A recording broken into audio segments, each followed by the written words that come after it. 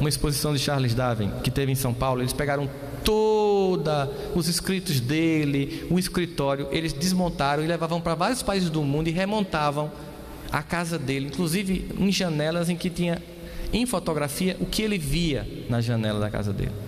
E comecei a ver toda aquela exposição lá no MASP sobre Charles Darwin e tal, e vendo a história dele, percebendo que ele antes dos 20 anos começou tudo aquilo. Eu disse, como eu sou burro, o cara com antes dos 20 anos fazia uma coisa fantástica dessa. E aí o diário de bordo de Charles Darwin, que onde ele ia, ele chegava na cidade e descrevia o que ele pensava daquele povo. Aí eu, poxa, ele escreveu sobre o Brasil. Aí eu fui lá, bem, eu sou Brasil, hashtag isso é que é o país, e peguei o diário de bordo sobre o Brasil. E ele começa assim: hoje eu deixo o Brasil, graças a Deus. E aquilo me irritou. Janine estava do lado e eu fiquei, que cara nojento. Aí ela fez, o que foi? Olha o que ele está dizendo, eu deixo o Brasil, graças a Deus. Delei o resto, ele deve ter motivo. Vocês já sabem, né? As mulheres são mais evoluídas. Já perceberam isso, não já? Todo romance espírita, a mulher vai para o plano superior e o homem vai para o umbral. Emmanuel desce, a esposa Lívia sobe. André Luiz desce, a mãe sobe. Então eu fiquei preocupado com essa história. E aí ela me disse, leia o resto. Então depois dessa primeira frase, hoje eu deixo o Brasil, graças a Deus, vinha o seguinte: espero nunca mais ter que voltar a um país escravocrata. Nas casas onde eu morei, no Rio de Janeiro e no Recife, as pessoas tinham um prego para todos os dias esfolar o dedo dos escravos. Essas pessoas eram tão humilhadas e tão aviltadas no seu cotidiano que nem o mais rude animais das savanas suportariam tanta dor. Certa feita no Rio de Janeiro, numa casa onde morei, uma criança de apenas 12 anos foi espancada quase até a morte só por ter me servido um copo d'água que não estava perfeitamente limpo. E final da frase chocante: e todas essas coisas, senhores, eram toleradas ou praticadas por homens e mulheres que aos domingos iam para suas igrejas e diziam que amavam a Deus sobre todas as coisas e ao próximo como a si mesmo.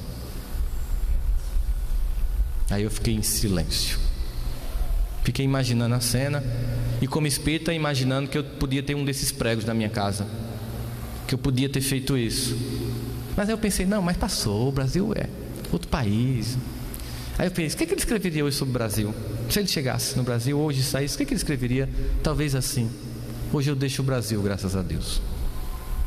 Neste país, a classe média pega os seus filhos confortavelmente em seus carros para deixar na escola, no curso de inglês, no balé, no tênis, no shopping. Mas no meio do caminho, eles encontram crianças que tentam limpar para-brisas, que fazem malabarismo, que tentam vender limão, e são apenas consideradas uma incômoda paisagem urbana, e nada sobre a vida delas é feito. Mas no final de semana, espíritas, católicos, evangélicos, mórmons, adventistas vão para suas congregações de fé e dizem convictos que amam a Deus sobre todas as coisas e ao próximo como a si mesmo. E aí a gente lembra de João em seu evangelho quando diz: mente o homem que diz que ama a Deus a quem não viu e não ama ao seu irmão a quem viu. Significa dizer que nós precisamos melhorar o nosso pacto ético de convivência com os cidadãos, com todos nós que fazemos parte do Brasil. O IBGE fez 4 perguntas curiosas. A primeira é: você é racista? Mais de 90% dos entrevistados: não, de jeito nenhum, sou nada. Segunda pergunta: o Brasil é um país racista? Muito, o povo aqui é muito preconceituoso, é incrível. Terceira pergunta: você inveja? Não, de jeito nenhum, o que é meu, o que é do outro é do outro. Quarta pergunta: você é invejada? Criatura, não posso comprar nada, é cunhado, é irmão, é colega de trabalho. Ao final da pesquisa se diagnosticou uma esquizofrenia nacional. O Brasil é um país cheio de racistas invejosos, mas ninguém que respondeu era racista e invejoso. No dia de uma eleição, a imprensa nos diz: hoje o povo brasileiro sai à urna para escolher os seus representantes. A grande questão é essa: se é só isso que definiria um povo, apenas a classe política nos define? Vocês consideram que os nossos deputados e senadores são nossos representantes? É uma pergunta. O que vocês acham? Eles nos representam? O comportamento deles são de acordo com o que nós somos como cidadãos brasileiros? É claro que não, é estranho. Porque veja só, o Brasil é um país de espíritos superiores. Porque nenhum de nós aqui compra DVD pirata. Nenhum de nós aqui baixa minissérie de torrent no computador e filmes. Todos os softwares que nós temos nos nossos programas são comprados. Eu tenho certeza que se eu pedir a todos vocês para formar uma fila e a gente projetar aqui no Data Show o conteúdo dos grupos do WhatsApp de vocês, ninguém vai ficar constrangido, porque só tem coisa luminosa.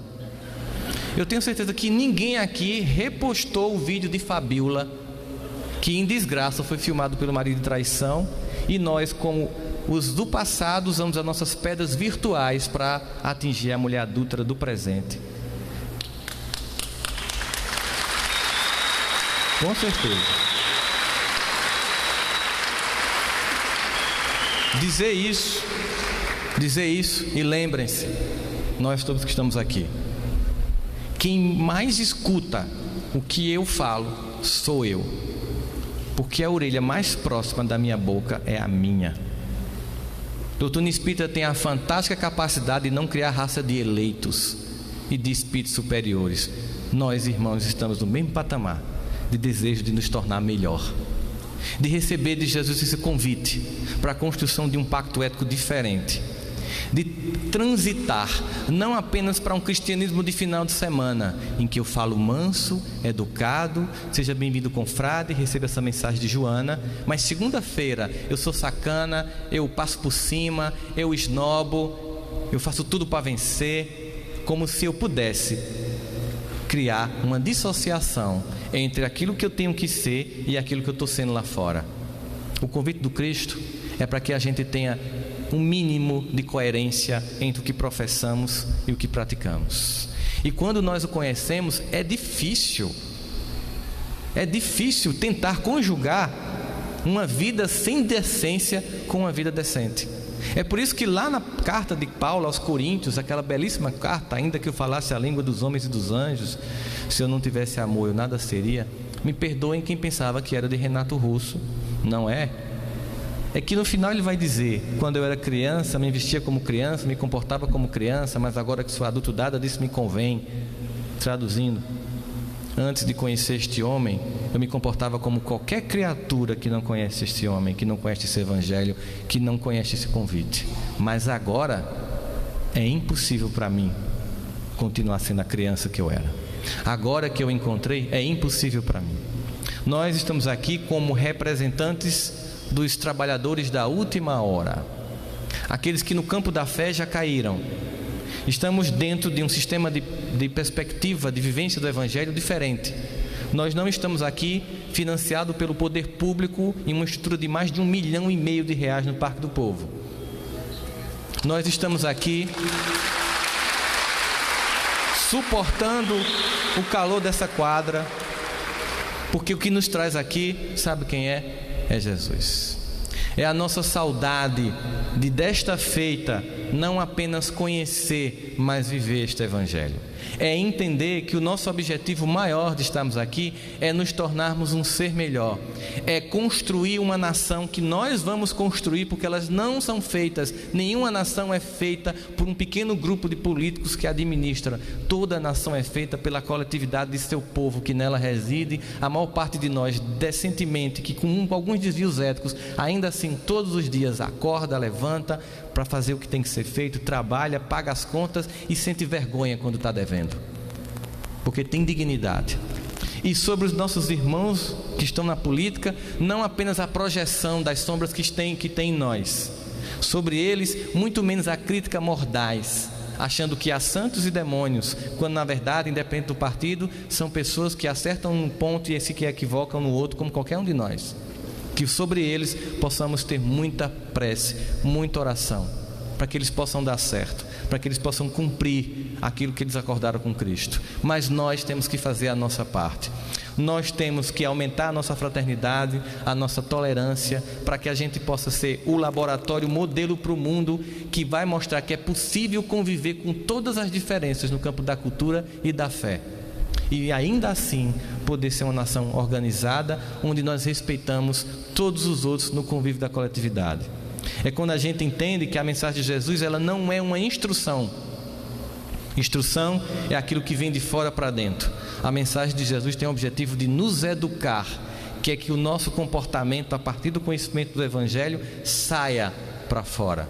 Por isso, a gente entende que exemplo nunca foi, nem nunca será a melhor forma de educar. Essa é uma das maiores falácias que se tem sobre a educação de pessoas. Dizer que exemplo é a melhor forma de educar. Exemplo é a única forma de educar.